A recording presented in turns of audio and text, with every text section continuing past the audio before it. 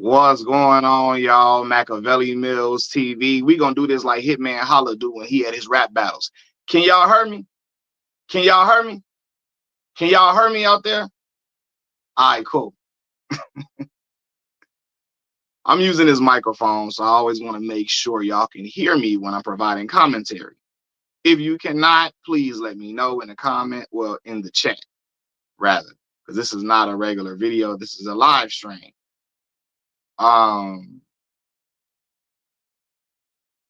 Let's see, we got one person in here so far. Let's see how much of an audience we can build up. Hey, y'all do me a favor. What did I name this video? I said Marcellus Wiley is not a friend of the black community. That's what you all see, right? That's the title you all see.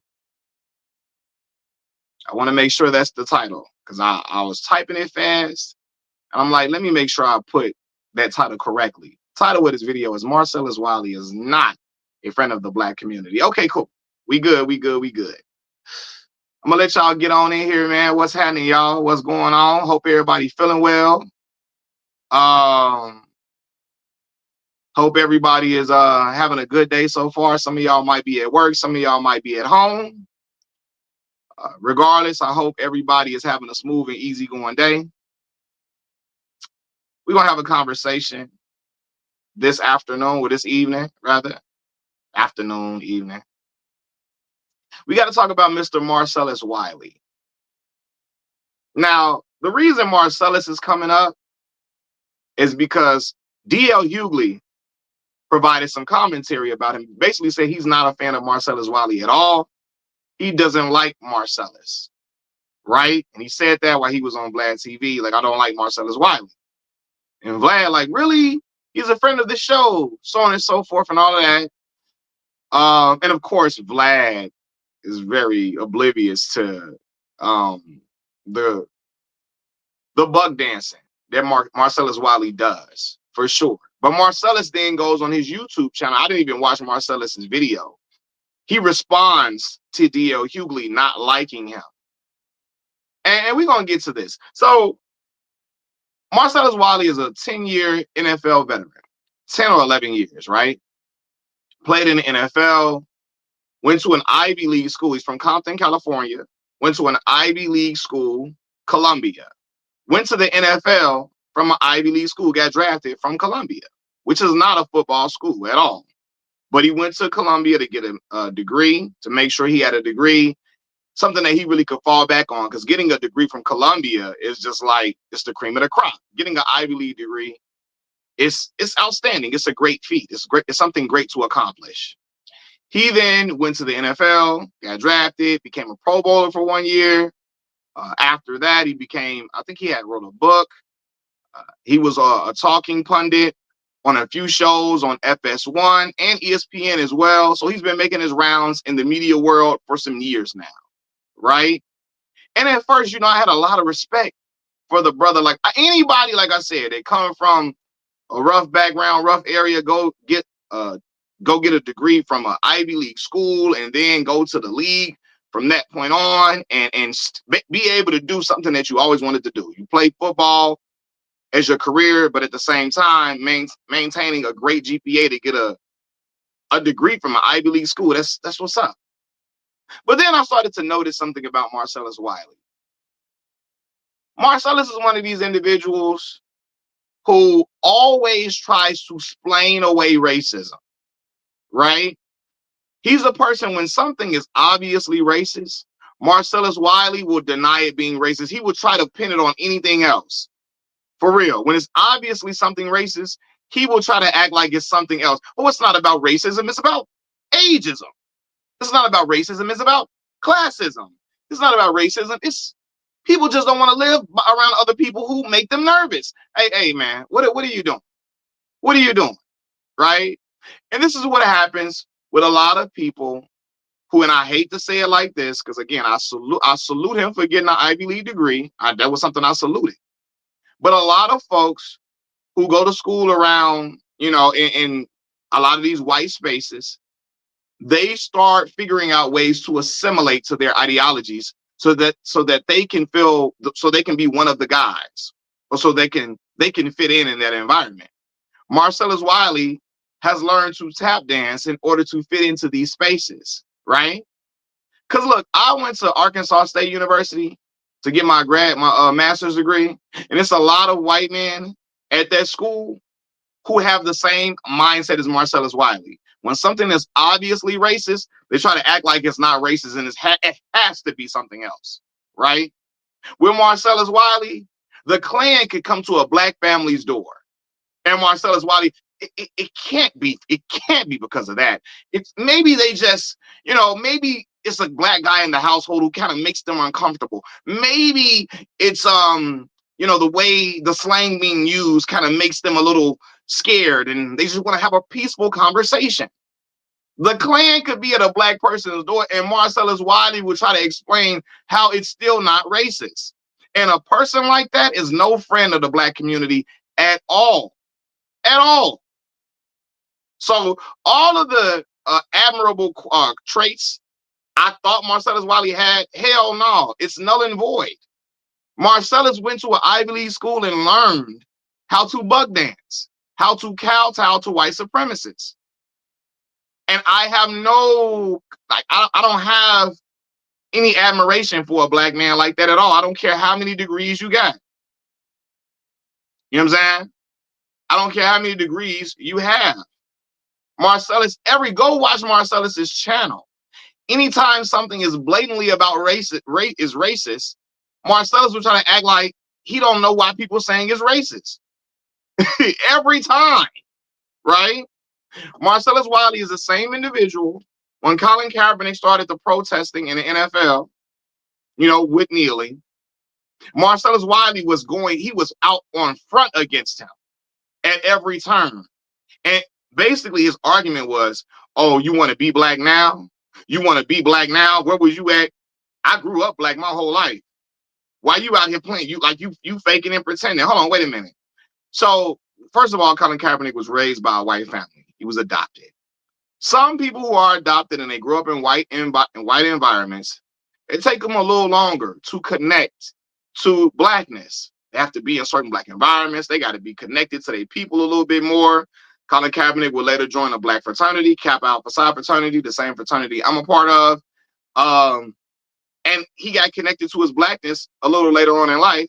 But once he did, what was so wrong about him standing up for black folks against police brutality?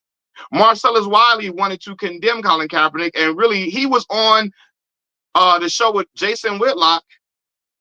He was on the show with Jason Whitlock going strong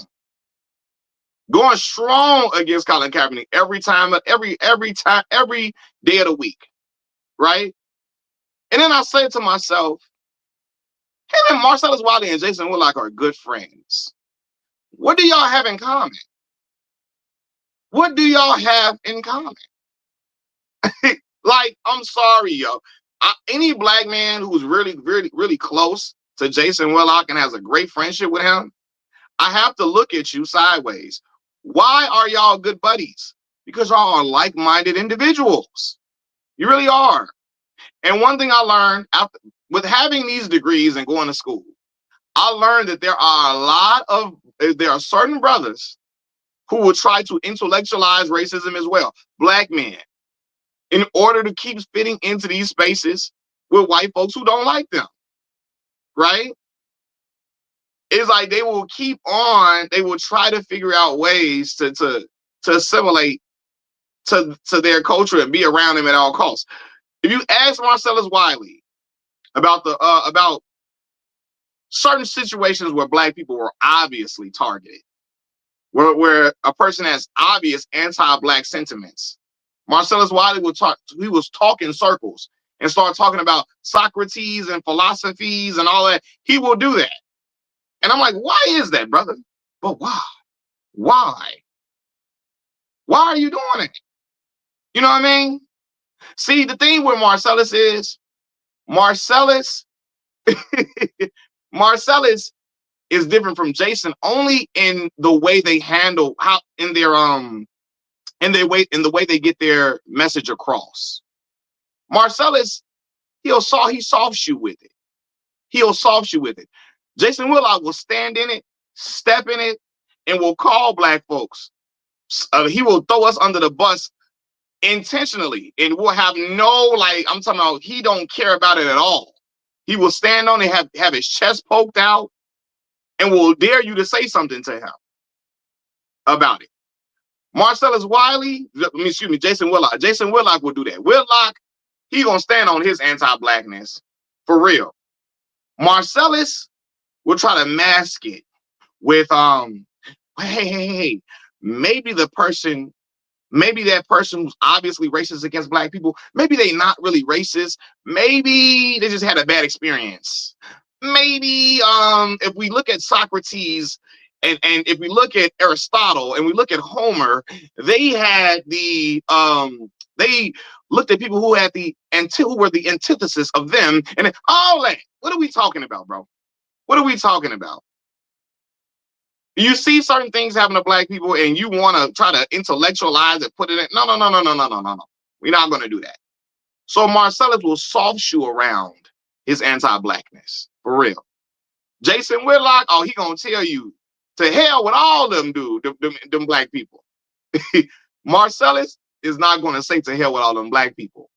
He's just going to do things to let you know he's not siding with us for real. He'll do things to let you know what side his bread is buttered on. You know, for real. Jason Whitlock he's gonna go in the kitchen and I mean, he gonna stand loud and proud and he gonna make a fuss about getting them butter biscuits. Jason Whitlock gonna do that. Marcellus Wiley, he gonna softly ask for them butter biscuits. You know what I'm saying? He gonna softly ask for his portions. You know? So this is the thing. And again, being from Compton does not excuse that. There are a lot of brothers who are from Chicago who display anti-black sentiments. You can live amongst black people and live in the hood and still leave the hood and go into white spaces and have a disdain towards black folks, or you don't have empathy for black people. Marcellus Wiley, again, he dresses it up well, very well, but he doesn't have empathy for black folks like that at all. He can't. If you did, he would not try to explain away racism every single time. You know, he said not now, but it's coming, man. Yeah. He's soft shoeing. He don't want to. You know how the girls used to play double dutch, and they used to do that little rocking back and forth before they jump into the rope. That's what Marcellus is doing. He playing double dutch. He trying to teeter-totter a little bit before he jump up in there. You know? And so I was able to see this with Marcellus Wiley. And again, him and Jason are the same brother. They're just packaged differently.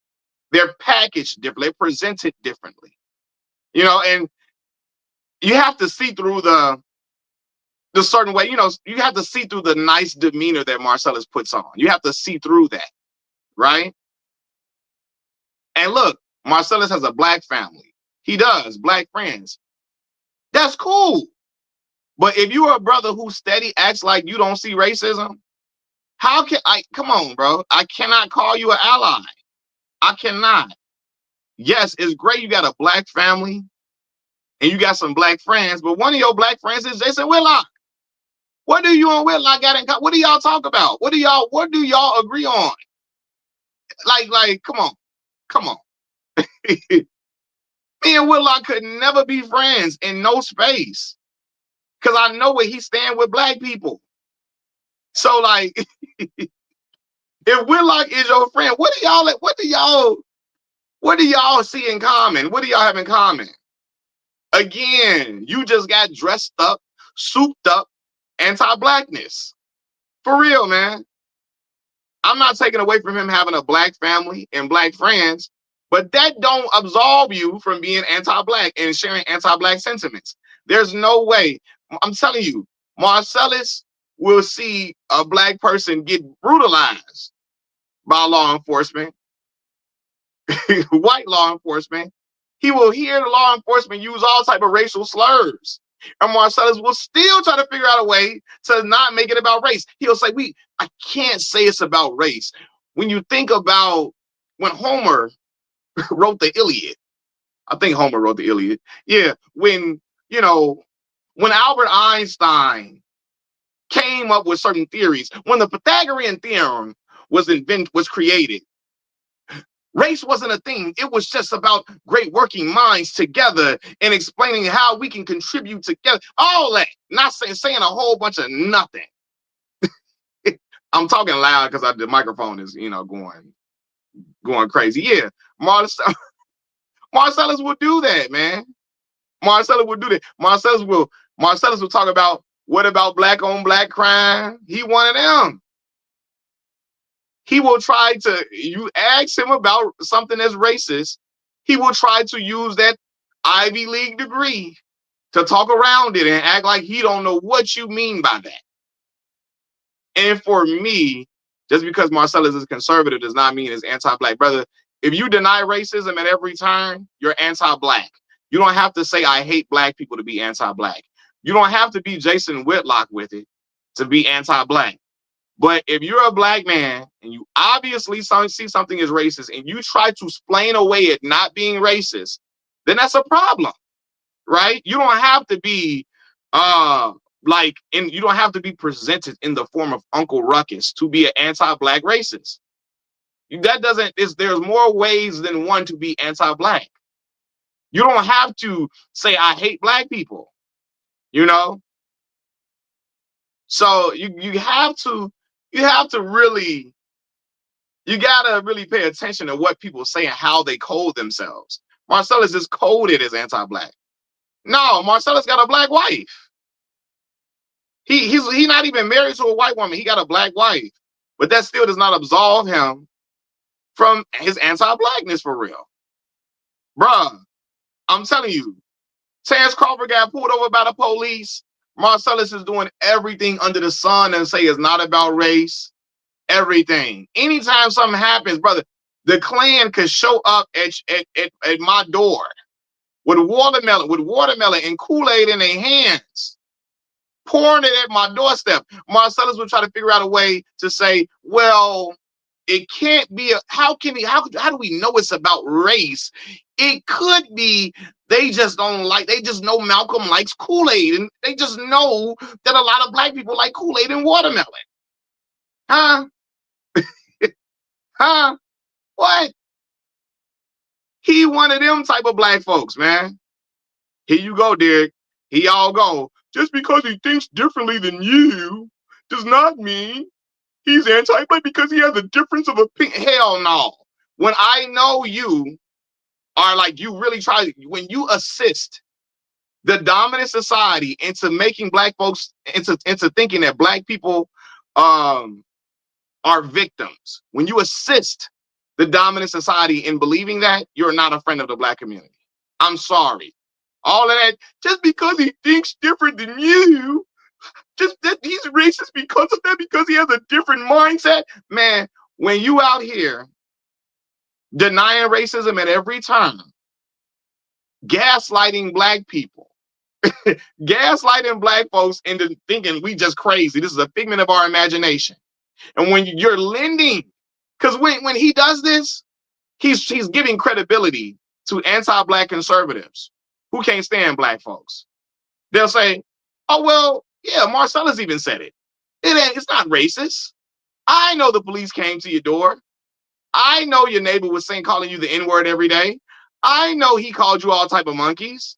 I know he left you a voicemail that called you a watermelon lover. But so what? People have difference of agree. They have differences. People have they difference.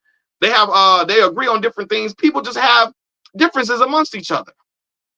That doesn't mean they're racist. Do that old Judge Joe Brown. Judge Joe Brown, I wouldn't call him a racist. Back in my day, we played the dozens with each other.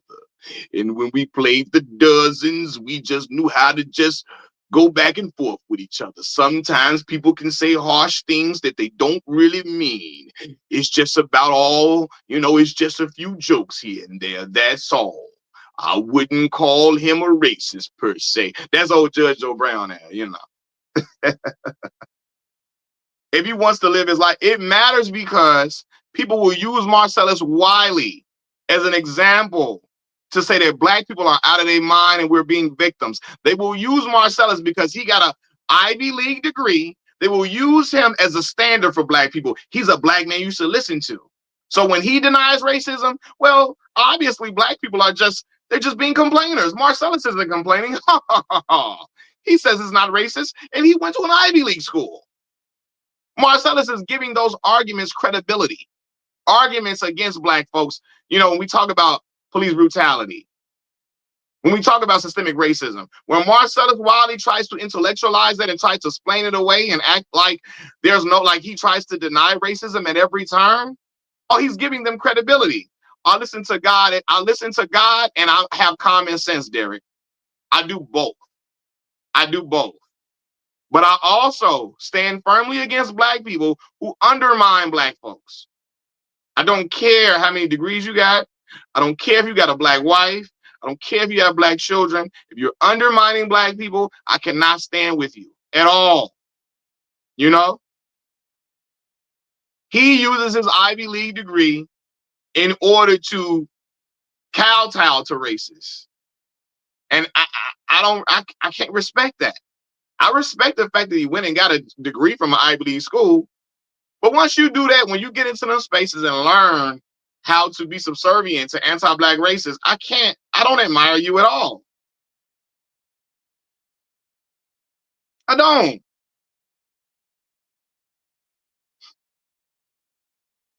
So, yeah, man. Anthony Johnson said Marcellus is trying to keep those checks coming in. Instead of using that Ivy League degree to control his own destiny, he chose a life where he still has to answer to white master. Slave mentality. Now he gonna tell if Marcellus will see this comment and say, you're being a victim. You're being a victim. And I'm like, no. Marcellus uses his degree to say that black folks were never victims at all.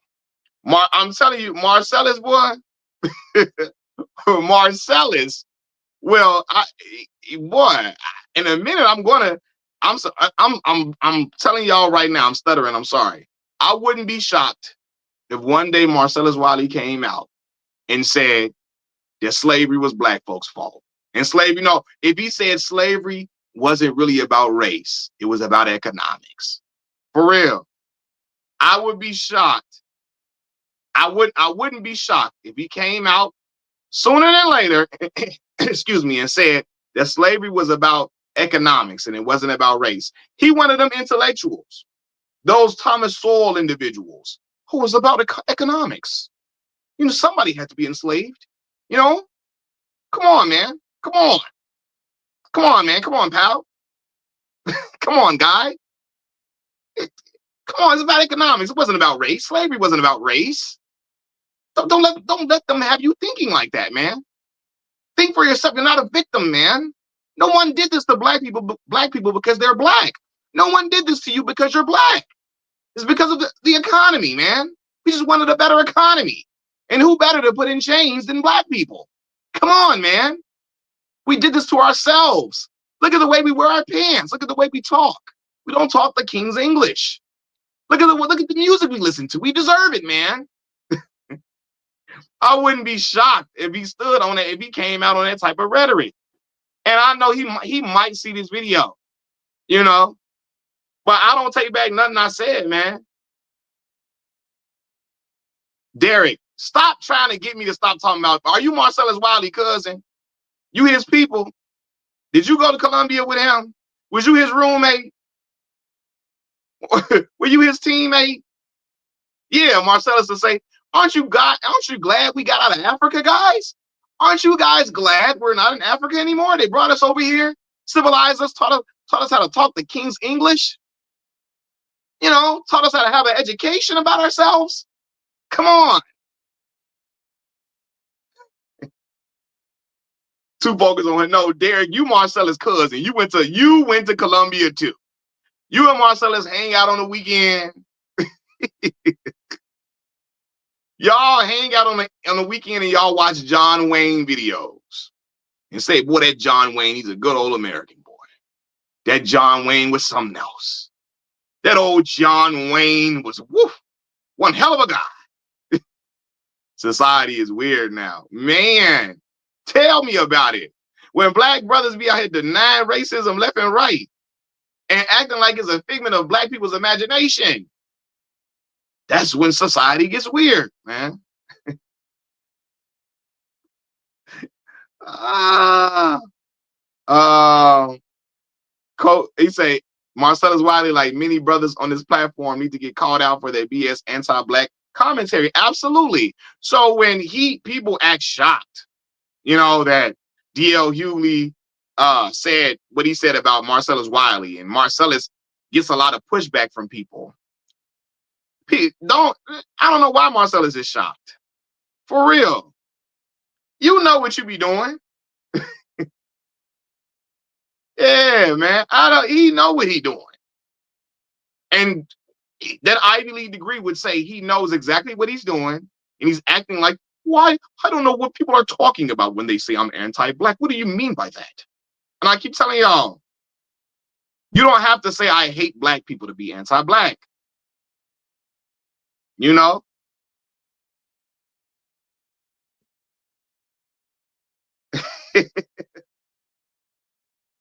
Marcellus is also proof that an Ivy League education ain't ish. I'm glad I graduated from 2 places where injustices are actually addressed, or at least they try to. Yeah, man, because look, coming up, man, like I said, I used to salute and I respected Marcellus Wiley for having a Ivy League degree and still going to the NFL from an Ivy League school and all of that, right? But what good is that Ivy League degree if you're using that to intellectualize race? Like, you're using your intellect to explain that, oh, this can't be racist because of this, that, and the third. You're using your intellect to absolve racists of racist behavior. What good is that Ivy League degree if you're using your intellect to undermine black folks? I can't respect it, man. Black Mall, Slim, what's happening? What's good, Slim? What's the word, my boy? Everything is good, brother. Everything is all good, man. I can't complain. Yeah, like Zero said, Trump has never uttered the words he's anti-black or I hate black people. But you don't have to say that to be anti-black. You don't have to have the Jason Whitlock approach to be anti-black. You don't have to because Jason Whitlock does not care. He lines up and he gets in a line for them butter biscuits. He asked them, could he put some extra butter on it? And he gets a pat on the head, a pat on the back, and he said, thank you so much. I love you and I appreciate you, master. I love you, right? You don't got to do it in that manner to still be anti-black. Hey, you can tap dance around subjects when you know something is clearly anti-black and clearly racist. You can tap dance around the subject. You can try to explain all the ways it's not racist when it obviously is. You can feed into a narrative of black people being victims, right? You cannot talk about systemic racism. And yeah, that's anti-black.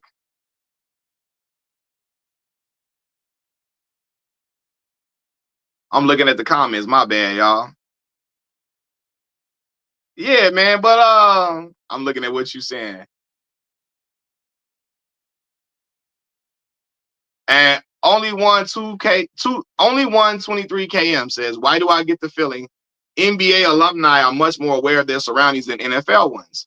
I saw an NFL legend recently bash Bad Bunny over the Super Bowl, and then we have Wiley and even Ray Lewis. Well, I'm gonna say this, man. There are some buck dancers in the NBA as well, for sure. I'm never gonna act like there isn't. But I think the reason why you see more in football, one, because football is America's favorite pastime. White men, some of the most racist white men in the world love football. They love it, right? And when you're a black man and when you get into these spaces, they'll butter you up.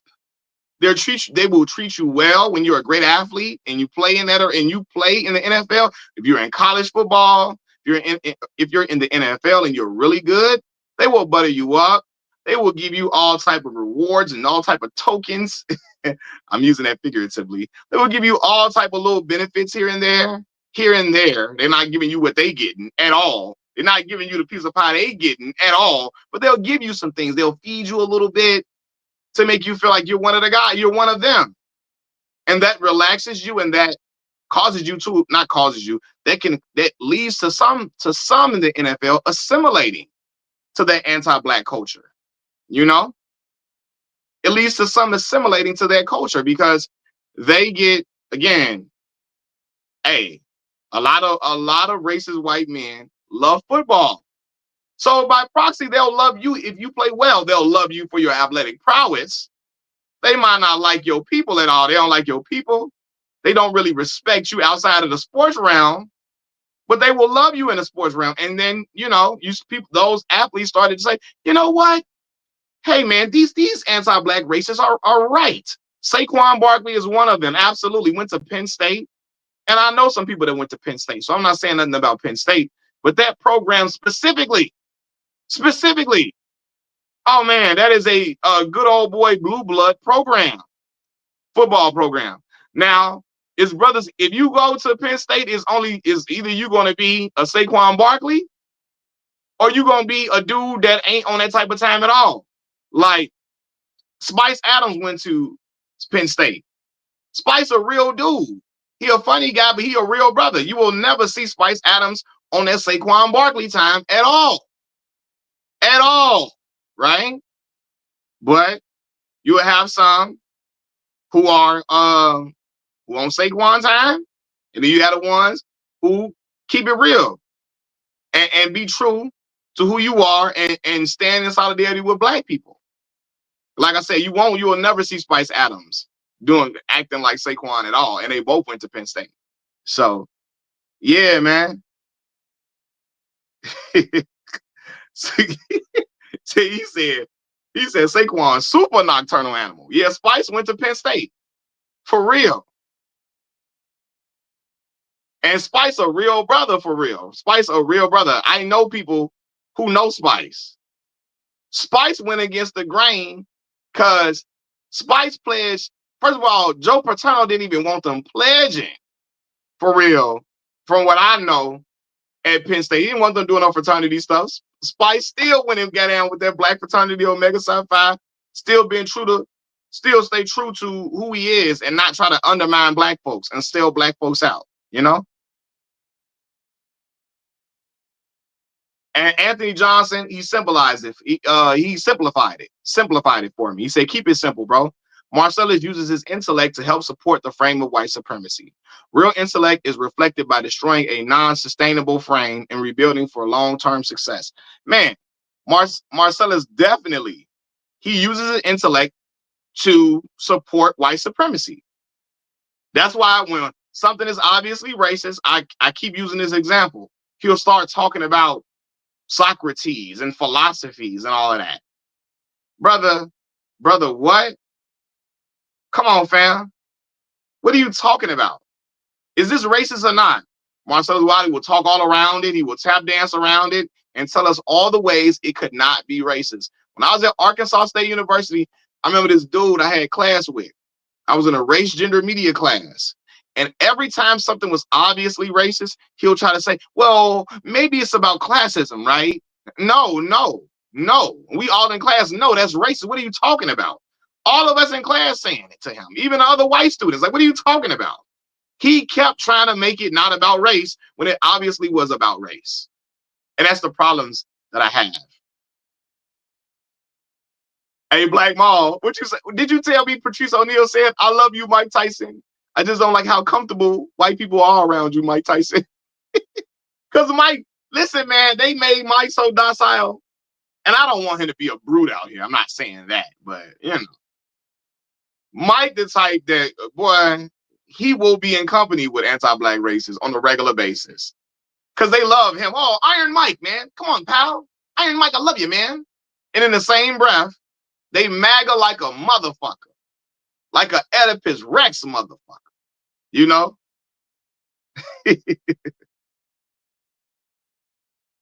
Has anybody ever criticized the black community without being? Yes. Yes, they have.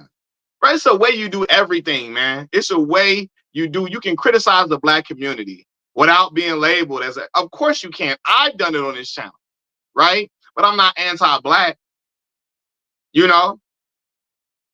This is when you're a critic. When you become a nocturnal animal. When you become a nocturnal animal, basically, when your criticisms of black folks are you trying to undermine black progression. For real. Your criticisms of black people are you trying to undermine black folks. For real. And you're putting us in a position to be railroaded. For real. You can criticize the black community. There's no problem with that at all. You said Jason Black, Neely Fuller, Farrakhan. Yeah, man, you can criticize our people. There's no issue with that. But when you out here setting us up to be alley-ooped, when you're doing it with the intention of approval, approval from white America, when you're doing it, I'm trying to figure out a way to say this because I'm saying it on the fly. When you're doing it, what's the way I'm trying to figure out how the way to say this? Because there's a difference between, man, black folks, we need to start doing this, that, and the third, yada, yada, yada. Then all y'all black folks make me sick. And y'all all victims. You're victims. Black Maul says, as long as you criticize from a place of, hold on.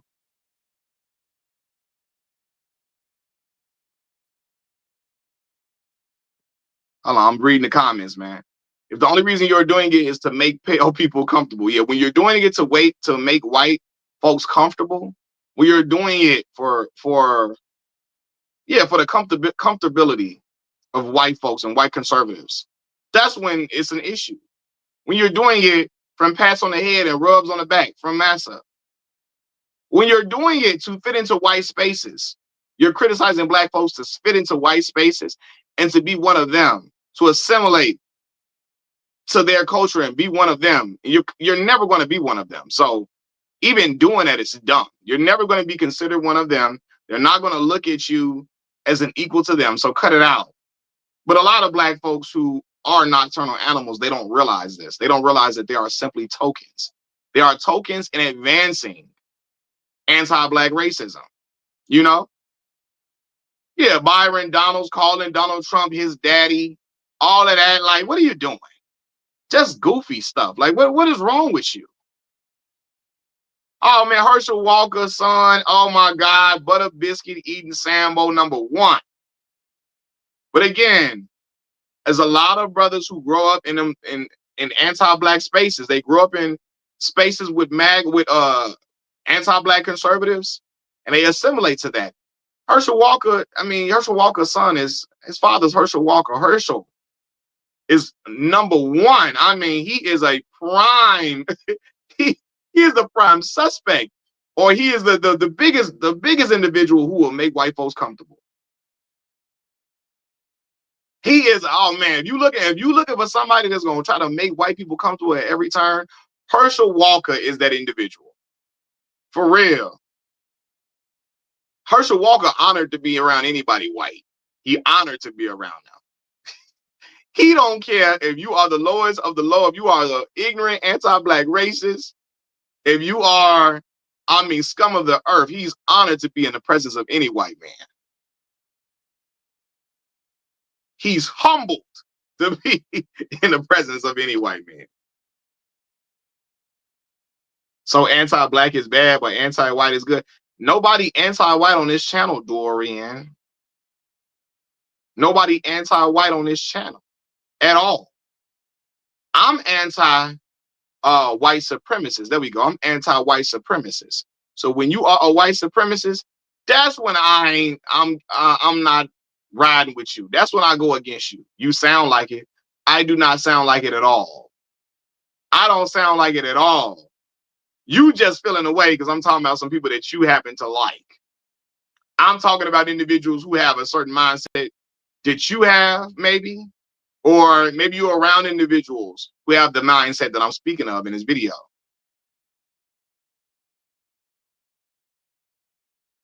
She said, these maggots think if you're a victim, then you're not a victor. Or if you're a DEI, then you're not a merit hire. In both cases, it can be true. Truth. Facts. Yeah, Dorian on here. Now, with a name like Dorian, now, I don't know. I'm wondering. A lot of y'all be having fake names on here, too. So I'm just listening to you speak.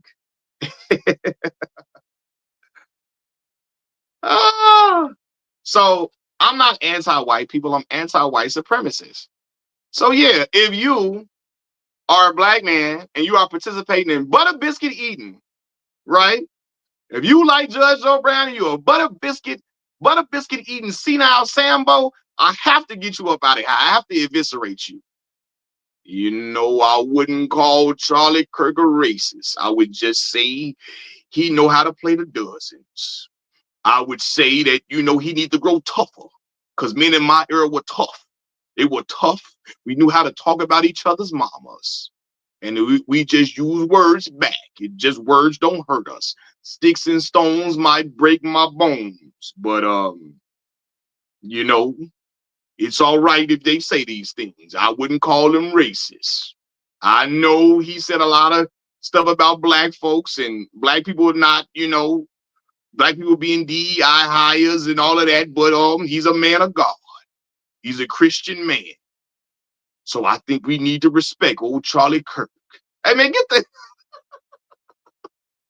That brother talked 3 minutes, 3 words per minute. God damn it. Shit, boy. Oh, my God. My point is, Judge Joe Brown could be right about one thing, Black Maul. That don't absolve him being wrong about all the other stuff. A dead clock is right twice a day. So I'm not going to defend Judge Joe Brown for one. Judge Joe Brown be off cold a lot. A lot. Judge Joe Brown will sit up here and tell y'all that people who are obviously anti-black are not. And again, he was out here riding for Charlie Kirk, knowing that Charlie Kirk, and I always say this in all my live streams, Charlie Kirk would have looked at him and said, hey, pal. Hey, buddy. I know you're a judge. Pal. But did you earn that? Did you earn that? I don't know, pal. I don't know. I know you have the gavel, but I don't know if you earned that. You're black. I don't trust you. I don't trust they gave it to you fairly. You're black now. You're black. I don't know if you got that off merit. I don't know if you got your gavel off of merit, pal. I don't know. I can't say that.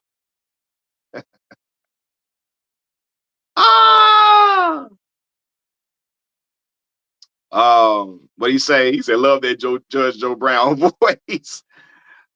So Zero say, hey, Mac, I had an interesting question for you. Do you hold the non-American black people to the same standard like African, Haitian, and Jamaican? If they were to be, or do I hold the non-American black people to the same standard like African? Oh, absolutely. What? I'm getting on them too. Oh, absolutely. I don't care if they're not from America. There's enough books in here. It's enough books in this world. It's enough media in this world to understand that you off code even if you're not from America. Because a lot of black immigrants who come to America, when they off code, they know what they're doing. They know what they're doing. They just trying to assimilate to white American culture. And a lot of the times, a lot of white American culture is condemning black folks a lot of times, especially the conservative culture. Because the white conservative culture is a majority in this country. For real, if you really want to talk about it. So a lot of the black immigrants, when they come over here and they be on nocturnal animal time, they be knowing what they doing. Also, right, they were a part of the same Atlantic slave trade. Right, for sure. Part of the same thing. So when they come over here and they be saying, oh, trying to make it seem like when they start regurgitating white supremacist talking points about black folks being lazy, all of that, they know what they're doing. They're trying to fit in and are hoping that if I take up these ideologies and principles, maybe the white conservative man in America will look at me as something different. They won't look at me as the black American. They will put me on a pedestal above a black American. So I'm gonna call them out too, because they need to be on the same type of time we on. You need to be on the same type of time we on. You know?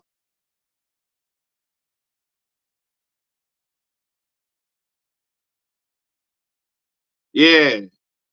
Yeah, man, with my Nigerian homie. Yeah, man. They gotta be on the same. They gotta be on the same type of time we on. Come on, be on code now. Be on code. And I say that because it's a fact. Black Americans laid the foundation for black immigrants to be in the country, man. So be on code with us, man. Don't be out here trying to assimilate. Because when they try to assimilate, they start finding out they still don't look at you as equal. You know? That's the thing. Do I think black people should get reparations? Man, of course. That's like asking, am I from the south side of Chicago, Illinois? Yes. That's like asking me. I'm trying to think. What's another question? That's like asking me, do I put mild sauce, extra mild? Do I put extra mild sauce on my Hero's chicken? Yes. Yes, I do. He say, didn't they capture in the? Oh man, hold on. You think it was just black folks that were doing that? What? You can't be serious. Because what was happening to us on American soil? Who was doing that?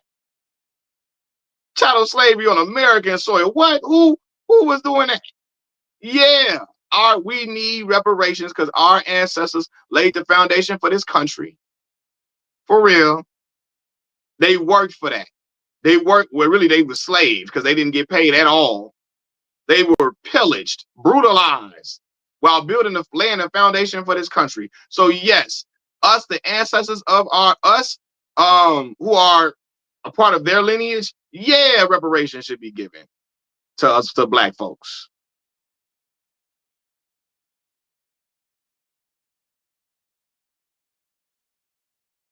Zero say, my mom is a black woman from Haiti, and she would love you for speaking on this, Max. Shout out to your mother, man, for sure. When I was a young boy, I read up on Toussaint Louverture. I remember I read that in like fourth grade. Like fourth grade, I was reading about Toussaint Louverture. Yeah, there's no reward for assimilation at all. And I want people to understand that, man. There's no reward for assimilation. And that is the thing I'm trying to say when I'm talking about Marcellus. Marcellus thinks because he got these degrees and he went Ivy League that he one of them. No, you're not. No, you're not. If you know where I'm getting that from. No, you're not. You're not. So him using his Ivy League degree to support the framework of white supremacy is disgusting to me. And he does it by trying to provide all this intellectual talk around something that's racist when it's obviously racist. He will try to intellectually explain why something isn't racist when it obviously is.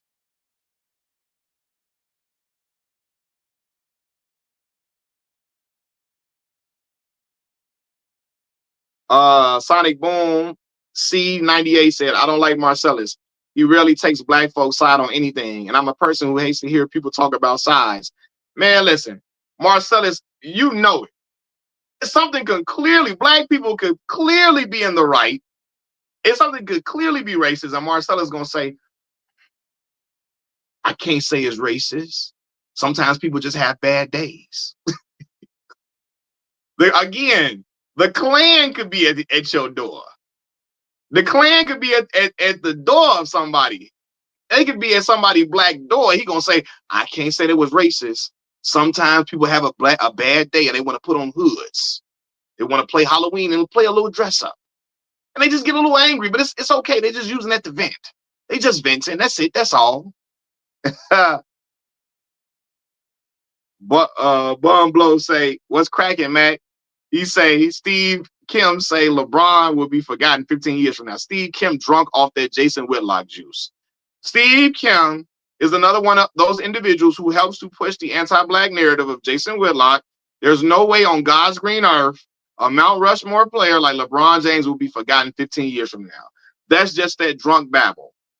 Come on, man. If Will Chamberlain is still talked about all these years from now, all these years from when he played, what made you think LeBron James not going to be talked about in the same breath? That's silly talk. But he just don't like LeBron because, again, LeBron does not like Donald Trump, and that's just what that's about. If LeBron was a Donald Trump lover and a Donald Trump fan, he would have Jason Whitlock's full support and Steve Kim's support as well.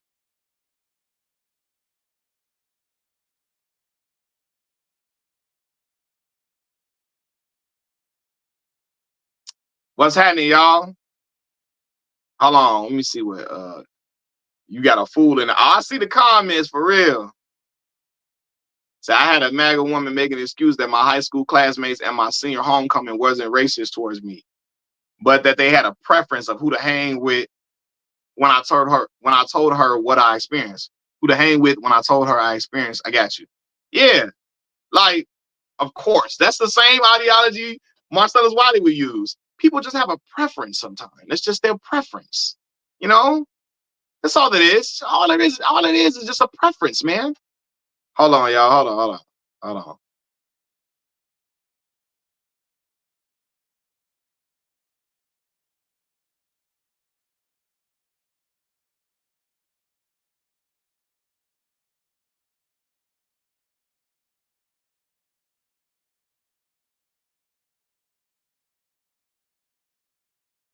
My bad, y'all. My bad.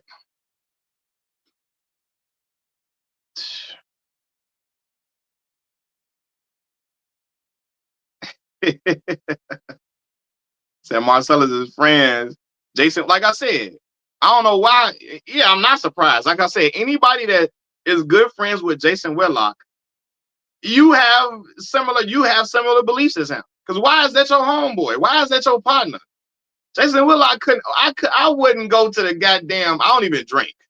We couldn't have a beer together. You know what I'm saying? I wouldn't sit outside. I wouldn't sit at the water cooler with him. Me and Jason Whitlock is nothing we could. Man, I wouldn't want to ride the bus next to Jason at all.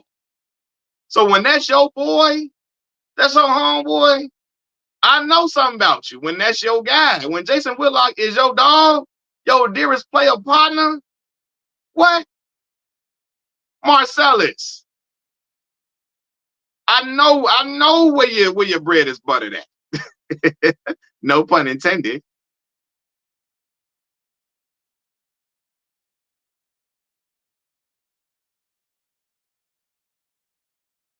You know? So I hide your cupcakes around Jason Whitlock. Jason Whitlock and Stephen A's feud was the most pointless yet most comical feud I've ever seen in my life. A failed college basketball, versus failed college football player. Yes, that's Whitlock versus a failed college basketball player. Both maggots. Gotta watch Coach G. First of all, Coach JB get on my goddamn nerves. Thank you, Still Elite. He get on my goddamn nerves. He another one. You know, some white dudes that think because they hung around black people, they just so black now. I remember I watched a clip of Jason with JB, Jonathan, what's his name? Jason Brown. What is his name? Jason, what is his last name? What is it? Jason Brown? I was gonna say Jonathan Brown. Jason, Coach JB. Somebody on Coach JB's page in his comment section was like, Coach JB a brother. No, he's not. He's a white man. And just because he's from Compton does not mean he's not a white man. I don't care how many homie. Come on, homie. I don't care how many homies he say. Your ass is not black. You're not. For real. His ass be on that yo shit. And think because he be on that yo Michael Rappaport shit that somehow he just got the pulse of the culture. And he the realest dude alive. Coach JB a goofy too. He'd have been got beat up if he was here. Man, let me stop. He gets on my damn nerves. He be on the same type of time Marcellus Wiley and them be on. And he coached young black men, which is terrible. But yeah, when you birds of a feather flock together, you know, But he think because he from a white dude from Compton, he just got this ultimate pass as a brother. And not even just that, like his approach on everything, he think he right because he a white dude from Compton and about everything. Like, bro, he think he tough too. No, you're not. Yeah, you should see the people all in his comment section. They think he's a man's man because he curse a lot. It's a lot of dudes that's hoes. That curse a lot and say all this stuff that you think a man is supposed to say. A lot of them still be hoes in their everyday life, man. I'm sorry, excuse my language, but for real. Yeah, Coach JB wanna be the white Ice Cube. That's what he try to be. And think if he says a whole bunch of stuff he think is what a manly man is supposed to say. He one of the realest ones around. Black Maul, no, you're not. No, you're not. You're not. He's not. But he think that. And he think because he sit up here and he got some black friends. He got some friends that's Polynesian and he cool with Whitlock now. And he got some black coaches that he cool with. And he got the pulse of black culture and he just the realest dude around. And the people in the comment section of his videos, they just, oh, Coach JB is a man's man because he cuss a lot. Man, what? I know some brothers that don't curse at all that's realer than JB. Realer than JB in every facet, man. I'm sorry, Coach JB really gets on my nerves because, again,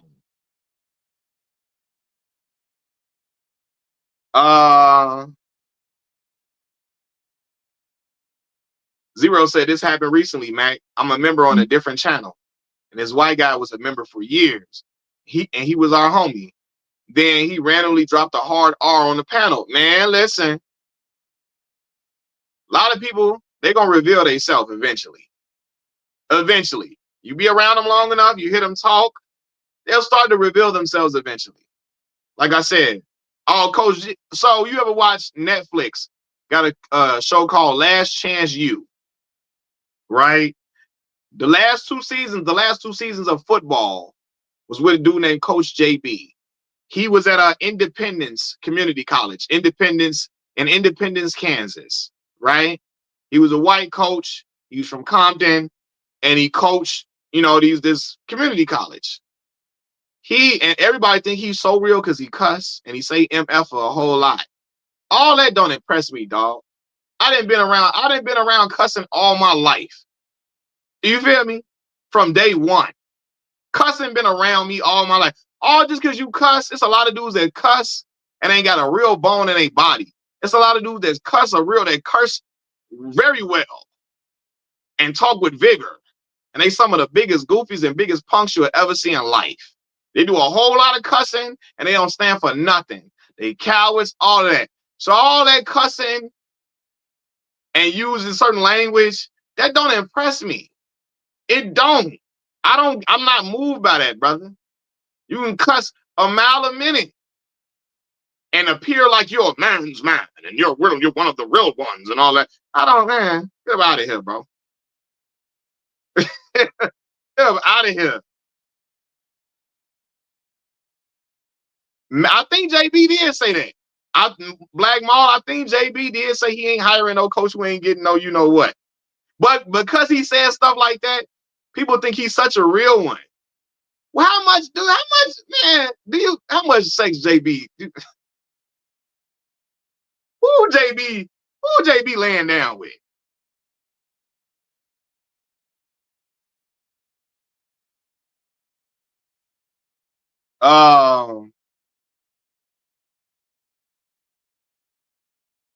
But anyway, yeah, man. But yeah, Marcellus is very, very annoying. And again, when black men try to use these degrees, and again, I'm a brother that got separate degrees as well. So I'm always for education. Always for black people getting educated for real.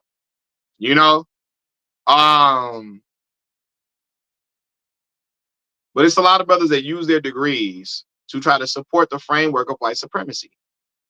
And I could never, and one of my brothers in the comments, he basically he worded that so well. Using your degrees to support the framework of white supremacy. It's just that's disgusting. So yeah, man.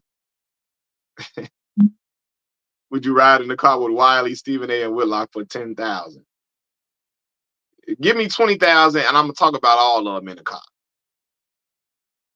Give me 20. I'm gonna talk about all of them. Put the camera in the car. I'm gonna tell them why I don't fool with them. Why I don't fool with them in the car. You know what I'm saying? And we gonna record it for YouTube.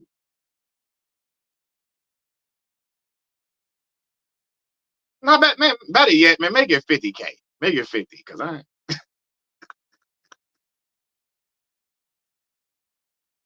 we gonna record it for YouTube. Why I do not fool with them brothers. And watch Marcellus Wiley gonna start talking about when he read the Odyssey, and when Roald Dahl's book, James and the Giant Peach, told us that racism was a figment of our imagination. That's like Judge Joe Brown. Judge Joe Brown do all that cussing when it comes to black folks. When black folks say something he don't like, we all type of motherfuckers and all that, right? Everything. Well, and then when it comes to Charlie Kirk, people who are obviously racist and against black people, well, I wouldn't say he wouldn't. I wouldn't call him a racist per se. I would just say he has a difference of opinion. I would say Charlie Kirk is a good Christian man. He's a father. He's a husband. He has a good moral compass. And we shouldn't be so quick to judge because we black folks, we have to be tougher than that. I was a tough man. I was tough everywhere I went. I'm from Memphis, Tennessee. Now I'm tough. And you shouldn't be going around saying certain stuff as black folks because it's our fault that we like this. It's our fault that white folks don't like us like that. It's our fault. Okay? Judge Brown, man, he get on my man, boy.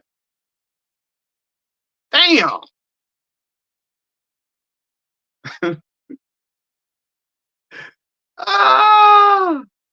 Judge Brown, man. You know every time somebody, a white person, a white supremacist, Judge Brown gonna defend a white supremacist to the end. You know, he gonna lay down that blanket of protection for a white supremacist at every turn.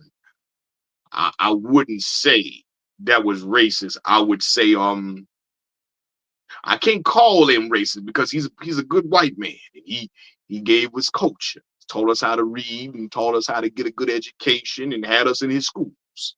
He gave us his books. He allowed me to eat some of them butter biscuits from time to time. The butter biscuits sure is good. They're good. They're healthy. When they put the butter on the other side, I really lose my mind. Now, we should be grateful for them butter, because of them butter biscuits. I was strong and healthy enough to go get my degrees and be just like the white man.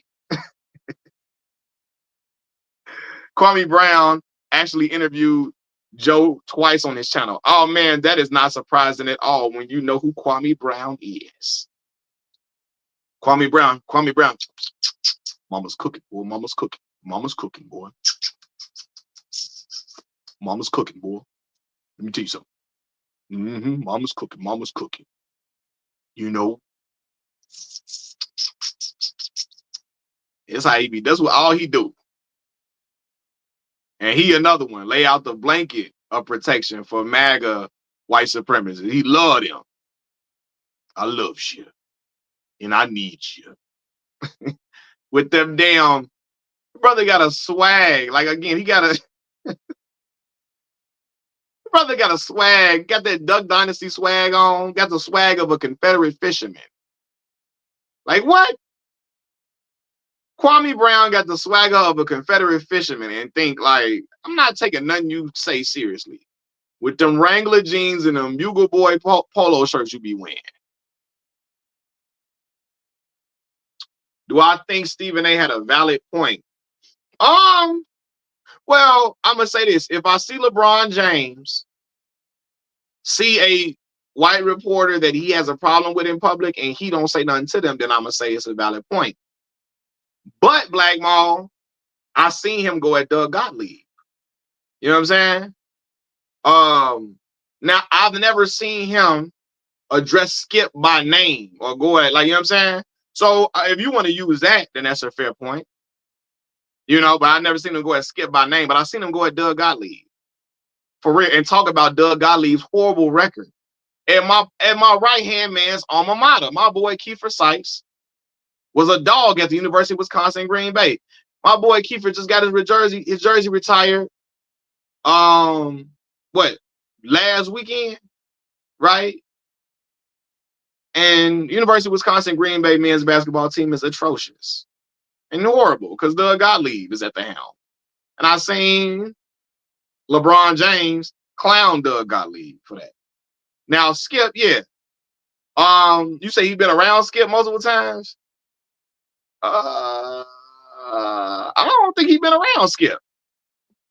Skip don't come to games. He still can call Skip out by name, though. He can still go at Skip, though, for sure. For sure. But Skip don't be at Skip don't go to games at all. He don't be at no sporting event whatsoever.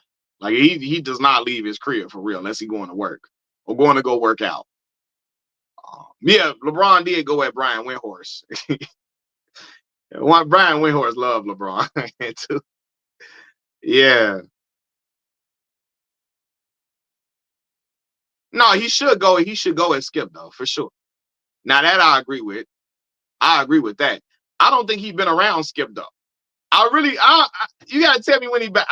But he can still go at him publicly or go at him on Twitter. I can agree with that point. He can go at him on Twitter and stuff. But I don't think LeBron and Skip have been in the same room before. But he can still go at Skip on Twitter and stuff. He can do that for sure. I can agree with that point 100%. But I don't think Skip and LeBron have been in the same room at all. So I agree with you on that. As much as Skip be trying to go at Bron can definitely go at Skip for sure. But to Stephen A. Smith's point, I've seen LeBron go at white men. I've seen him go at Doug Gottlieb. I've seen him go at Brian Windhorst. I've seen him go at Donald Trump. I've seen him go at Jerry Jones before. I've seen him go at Phil Jackson for calling his crew a posse and telling Phil that sound racist to me.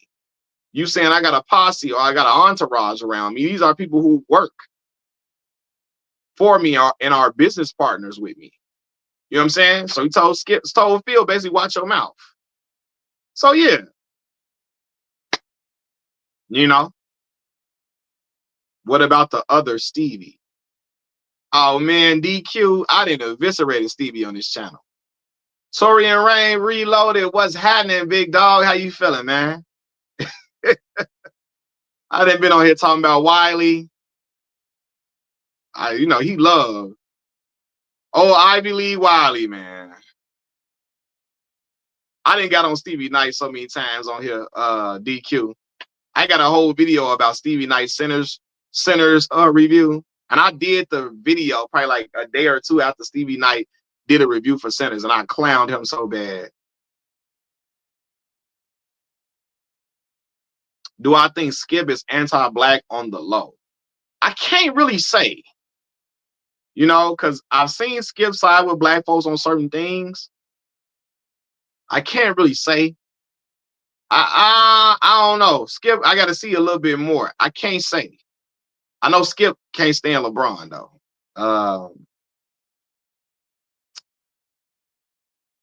Hold on, let me see. But Black Maul, LeBron didn't win that championship for Dan Gilbert.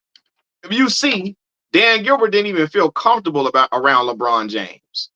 When Dan would be around LeBron after they won the championship, Dan wasn't really talking you could tell it was still tension with him and LeBron.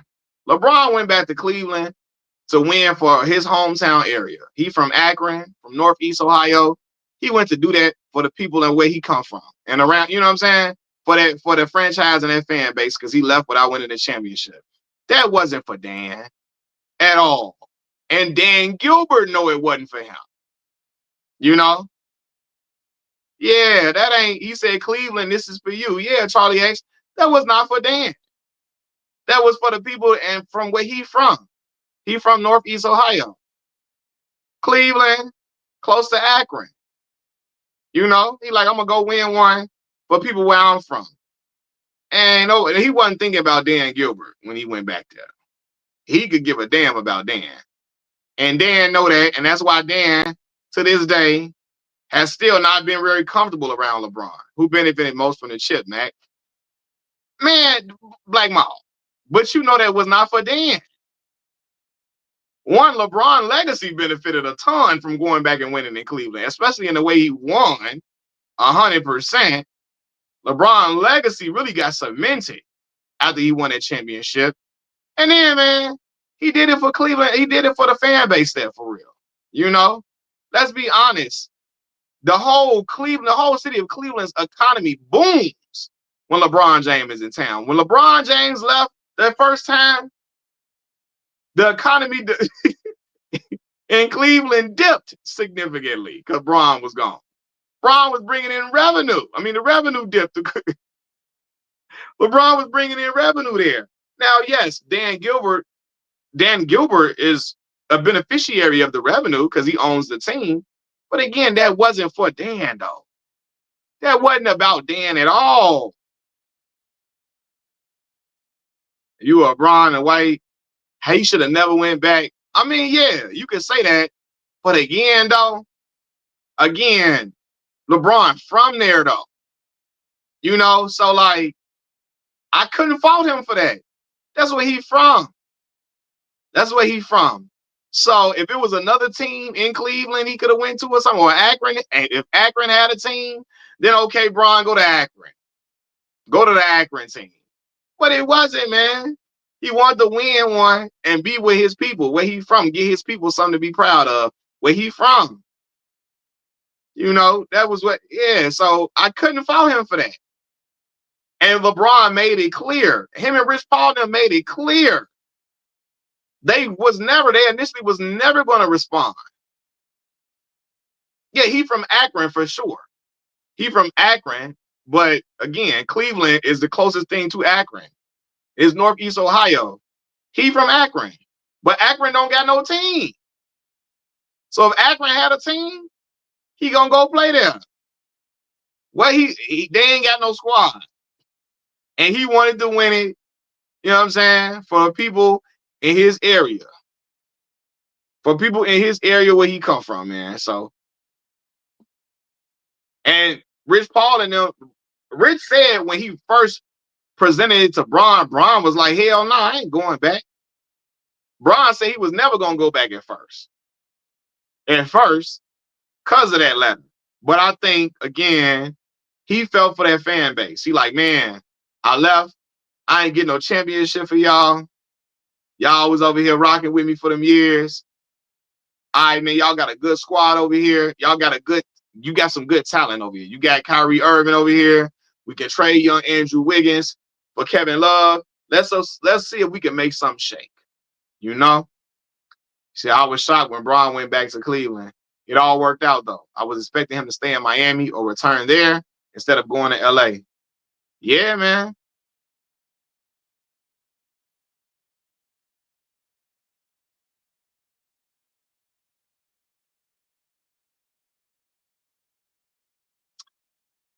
I'm from West Palm Beach, but everybody say Miami.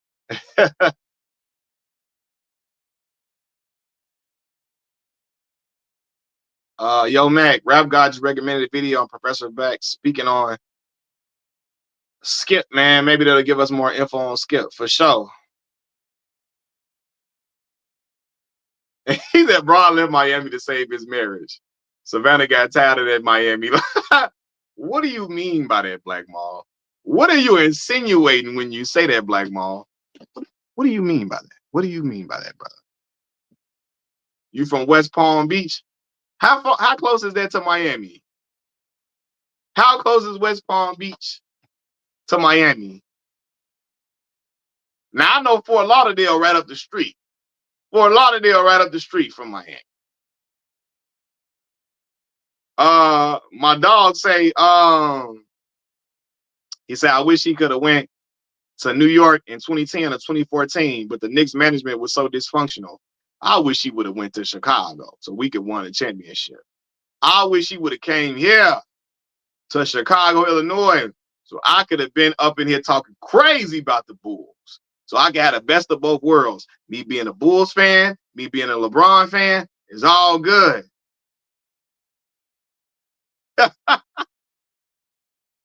Some of them Diddy parties, Bron. No, that ain't. He talking about, and this crazy talking about the Diddy parties, cause Kobe was at them parties too. No, what he's saying was that Bron was out here running around with them girls.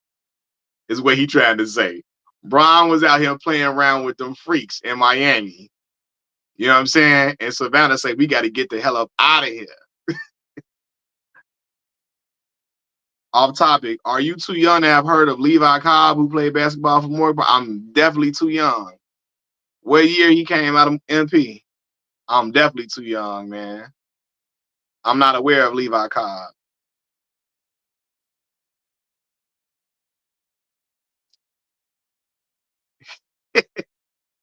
Yeah, I gotta bring up because they say Bron was at them Diddy parties. Kobe was there too. Everybody was at the Diddy parties. I just, because, you know, again, LeBron, they love to bring up LeBron was at the parties, but they don't want to say Kobe was there too. Because everybody was at them parties. And Vanessa was in there with Kobe too. So, you know. Yeah. You know Michael Jordan was at the Diddy parties too with them eyes yellow.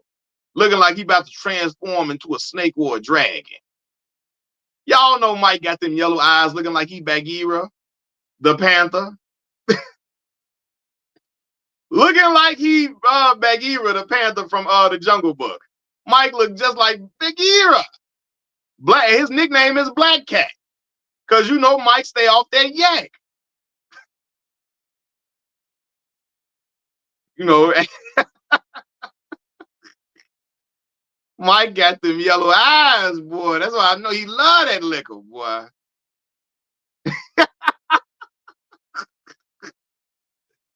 Oh my God.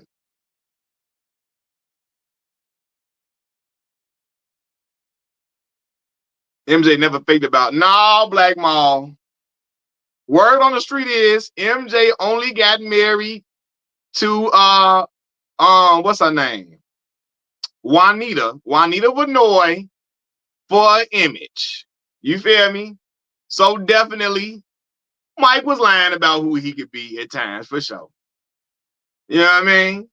He was.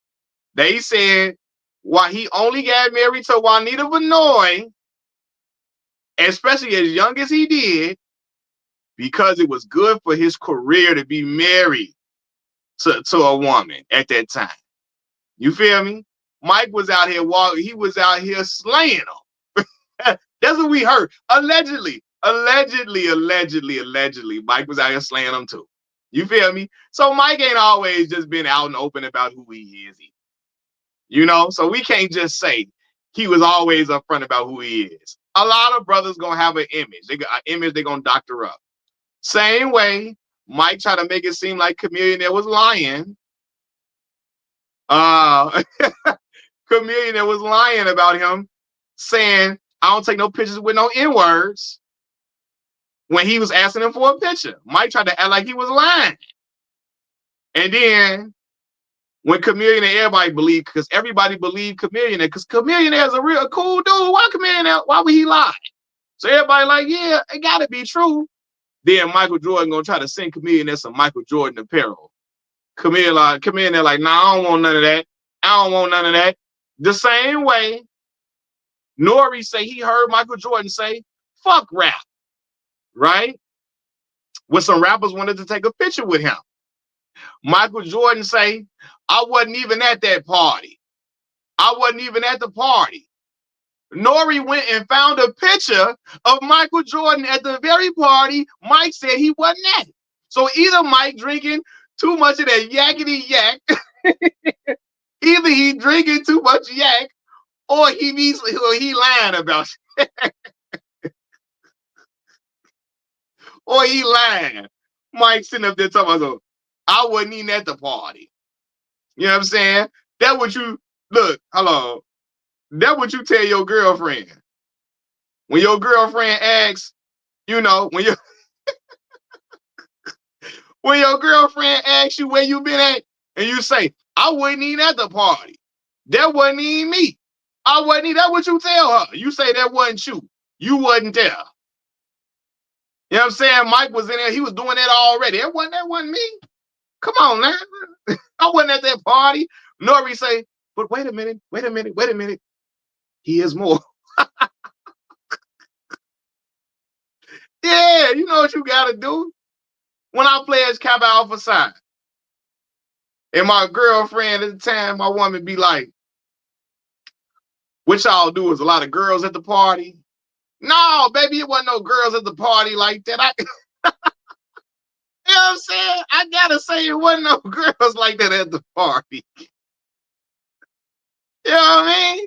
Wasn't no girls like, wasn't a whole bunch of girls like that up in there. There's only a few of them. Party full of girls. Girls from the window to the wall at the party.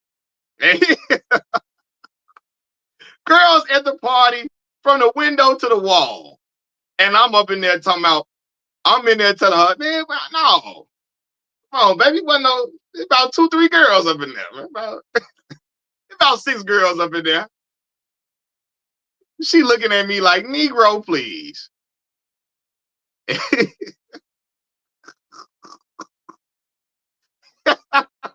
Yo, girl, you gotta tell your old lady. She wanna ask, was it girls? Like, man, don't kill me, man. I got my girlfriend and the wife on the side. Shout out to Pinky. You know, you gotta be.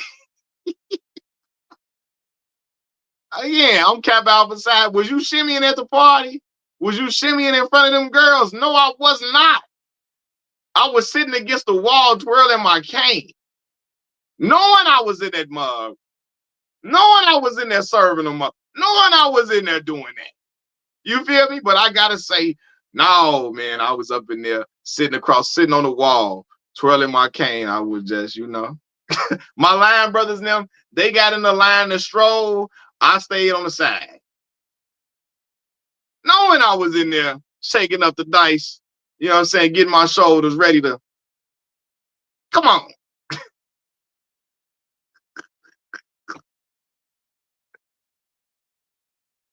So Mike told Nori, no, I wasn't even at that party. Nori did what your girlfriend do when she know you lying. Exhibit A. Here's a picture of you at the party. It's like when your girlfriend, she go pan a snap. She see you on somebody's Snapchat at the party you said you wasn't at. I see you in the background right here talking to Vanessa in the background. Man, I came for 1 second to pick up Craig from the party. Vanessa asked me why I ain't come. I just told her I was studying.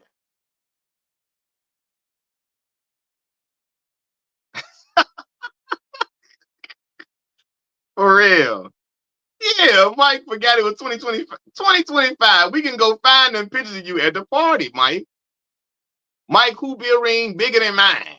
Mike got that Nino Brown hoop in his ear. We know that's you with the Kango. Big 6'6" brother with the Kango hat on his head. With the hoop earring in like he's selling weight out the Carter. Like he moving weight out the Carter with G Money. We know it's you up in there, Mike. We knew that. We knew it was you. It is you. We knew it was you. What my man saying on Coming to America? It is you. It is you. It is you. Man.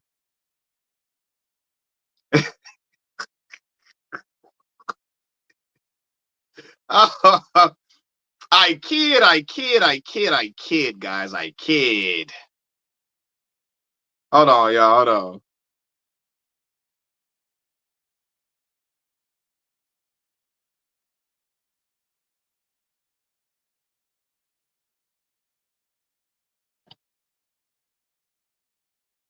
He said it ain't like back when I was in college. We barely had camera phones. You still had to have digital camera to take good photos, and only one dude had that. Hey, you wasn't, yeah, you wasn't them pictures wasn't around, man. Yeah, Mike walking around there with them big old jeans on, his shirt tucked in. You know what I'm saying? With the hoop earring in there, with the Kango on, walking with a Rashad.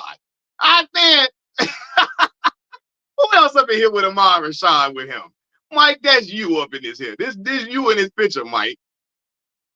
It ain't Jalen Hurts. Even though Jalen Hurts be dressing like he Jalen Hurts dressed like a yonkle too. Jalen Hurts dressed like a yonkle. I ain't gonna lie, I'm finna get the Kango too. And I'm finna get me a leather coat. And I got the hoop earrings in my ear right now. Y'all gonna think I'm Nino Brown. I'm gonna pull it off. So I'm gonna pull it off. I'm gonna go get the Kango. I'm gonna buy one.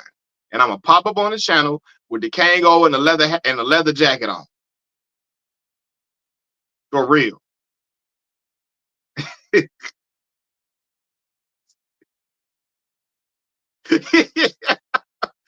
Jalen is out here dressing like he was an extra on Living Single, like he was a boyfriend on Living Single, like he was dating Khadijah James or Maxine Shaw, attorney at law. Yeah, hey, I'm finna. Well, you know I'm finna kid car. You know, I'm gonna do it. I'm gonna do the Jalen Hurts. I ain't lying. Y'all think I'm playing? I'm really finna get on here with a Kango. I'm finna get on here with a Kango. I might get the low cut. I might get the what you call it back. You feel me? I might get the what? Bring back the taper fade. I'm what? Or the I might have a bald fade on my head the day I get my the day I wear the Kango and get my leather jacket on. Oh, his name Mel Jackson, Black Mall. He from Chicago too. Talking about old cola. Old cola. And then Mekhi Phifer say, who the fuck is cola? knowing he wanted to make this man fight him. He wanted to tell his man, hey, you only got this job. You only got the job because I'm sweet on your old lady. And me and your old lady used to do the do back in the day. That's how you got this job. Yeah, man. Yeah, Mel from Chicago. I'm finna. That Bird, when Bird pulled that, now me and Bird gotta have a conversation. I'm breaking the glass when I close the door like Mekhi Phifer. Hey, yeah, them Chicago players. Now I tell you, listen, Common, another brother. He's there for a good time, not a long time. All right. Common gonna take all the good pictures with you. Y'all gonna have a good love story for about a year and a half or 2 years tops. Then he's gone. All right, gone in the wind. Okay. Now Lorenz Tate been had a wife for 20-some years. Do y'all know what Lorenz Tate's wife looked like? Hell no, y'all don't. Another Chicago brother. What's going on, man? You know what I'm saying? What? Wood Harris got kids and some more. You ain't what? You won't. Hey, Wood Harris say I can't be out here. Nah, Will Harris got a wife though. Will Harris been married since like 2000. I'm playing. Jason Weaver, Chicago. Jason Weaver just had a baby the other day. Jason about 47. He about 45. You hear me? Jason Weaver just had a baby. I'm not even lying. Jason Weaver had a baby the other day. Jason got to be like 43 at least 43, 44. Yeah, man. Wood Harris, West Side Chicago. Him and his brother Steve Harris, who was Charles McCarter and Diary of a Mad Black Woman.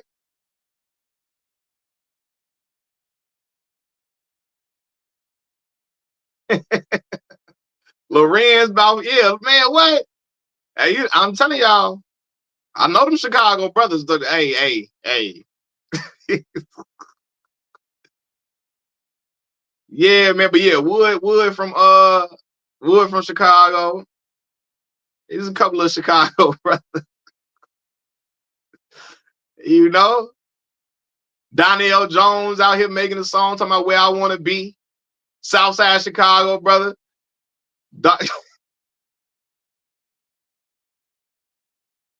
A lot of people didn't know. You said you was today years old when you learned that they were brothers. Yeah, man. A lot of people didn't know that. I didn't know that until like I seen an interview way back in the day when they talked about it. But I mean, I don't think you would really know for real. I don't think it's that easy to put together that they brothers. But yeah, both of them, both brothers, for sure. Yeah, Common video. I know Southside Lonnie Lynn ain't fooling nobody. I know Lonnie Lynn out here. Again, you gonna be his girlfriend for about a year and a half tops. After that, hey, it's curtains, baby. And oh man, he commented had a nice roster. Oh, he had Angela Rye. Man, he said I just go. Yeah, Lonnie Lynn. Lonnie Lynn is a trip, boy. Shout out to that folk. Do y'all know Common is folk now? Do y'all know that Common is folk now? Common, one of the folk corner, he a folk corner hustler. He said Tony Baker and Mac are the only nice brothers in Chicago. We the only ones. That's facts. Me and Tony Baker the only ones that's nice. The nice good brothers out here. No, I'm trying. Hold on, wait a minute. Me, Tony Baker. I'm trying to think. Who else? Me. I like how you, yeah, me, Tony Baker. I'm trying to think of my other Chicago brothers that I know. Me, Tony Baker, and D Rose. You know what I'm saying? You feel me? We the only. Jalen Rose ain't dating Angela right now, yeah. And Lupe. But you know, Lupe be with the members now. Well, D Rose be with the members too, though. So yeah, I can't even. D Rose got some allegations. Allegedly, Black Mall. Allegedly.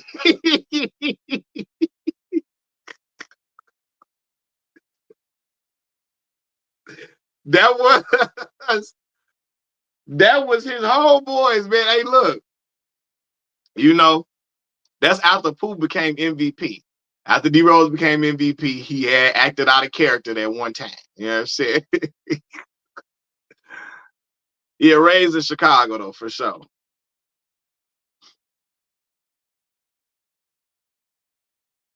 Man, I'm trying to think. Yeah, who else?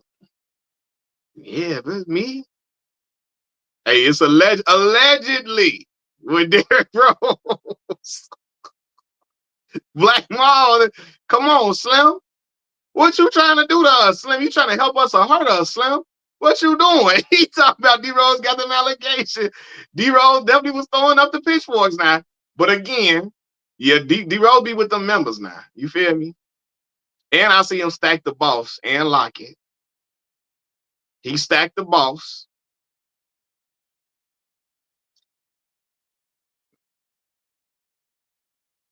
You know, stacking the boss just doing that.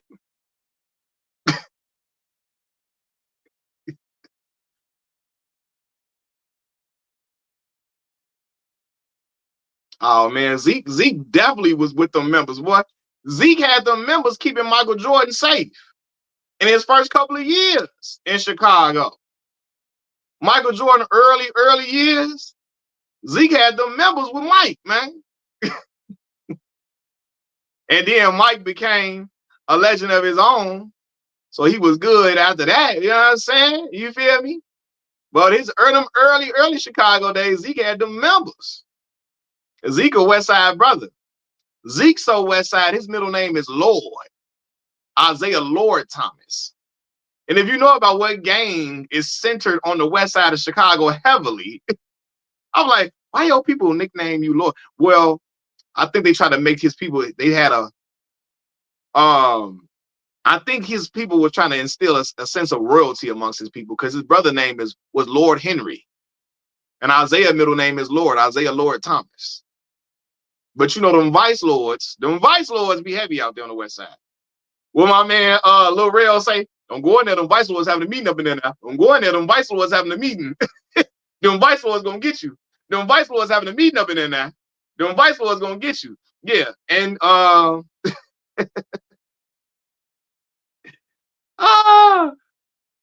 said Zeke was down. Nah, he definitely down with the Panthers. His people, Zeke's people is really like, in all honesty, not even being funny. Zeke people are really black. They're pro-black for real.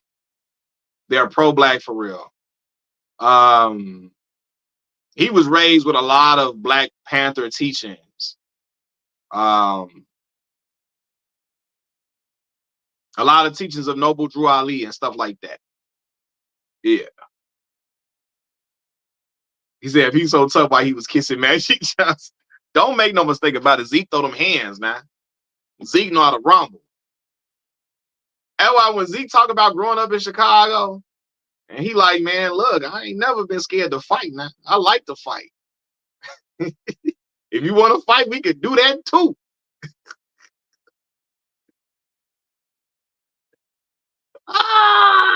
He said why he was kissing Magic. Oh my God.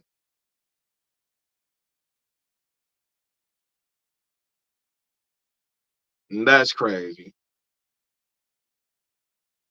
Y'all are hilarious because y'all didn't turn this live into something serious into me acting a fool.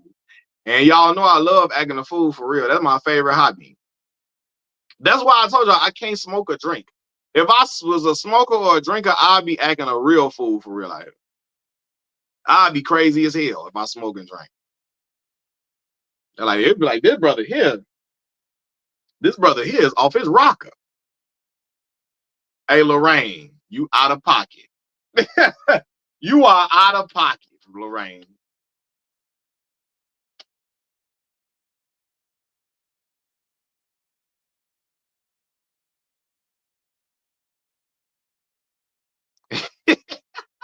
Chicago is its own world. It really is, man. Every day when I be in Chicago, I be wanting to stare at the imaginary screen. I be wanting to stay. You know, in real life, I be hoping my life was a TV show and I could look at the screen and be like, pan in, pan in, pan in. That's what I be doing every day in Chicago. I be like, hey, this cannot be real. This got to be a simulation. This has to be simulation.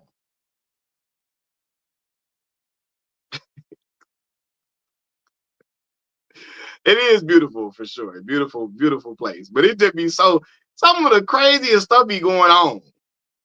I'll be looking like, hey man,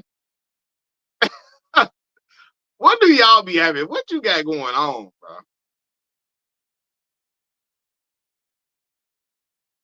I remember, look, one day I promise y'all, I'm leaving work, right? And I left work. This is a day we got off super early, and like the train I usually take, it wasn't running, so I got on the city train, right? The city train. I get on there 1 in the morning. They got to do it on there with a speaker. He playing music. He taking requests. He playing everything from Tupac. How do you want it? The brother playing 50 in the club. He playing every song you could think of. People on the train dancing. Mars on there stepping, step in the name of love. I wish I would have recorded it and put it on YouTube, but I wasn't gonna be able to monetize the video because it was too much music playing in the background. But what? I got on the train. I'm like, what is going on? It's about to be what's one something almost 2 in the morning. People on the train partying. My man's got the speaker with the speaker with the lights, like a disco ball, the lights. He taking all type of requests from people. What song you want to hear? Well, play this song, play that song. I'm damn. Is we at Club Juke?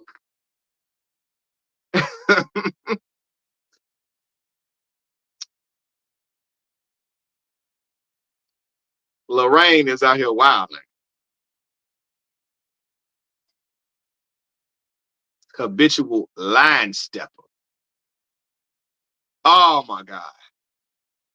But hey, y'all, look, man, I'm finna get off this thing, man. You know, I ain't ate no food or nothing. I gotta eat. Gotta get my mind together a little bit, you know. But I appreciate y'all popping on with me, man. It mean a whole lot to me. AW1, man, I appreciate the donation, boss. It mean a whole lot to me, brother. Thanks a lot, man. That's love, bro. Appreciate you looking out like that, man.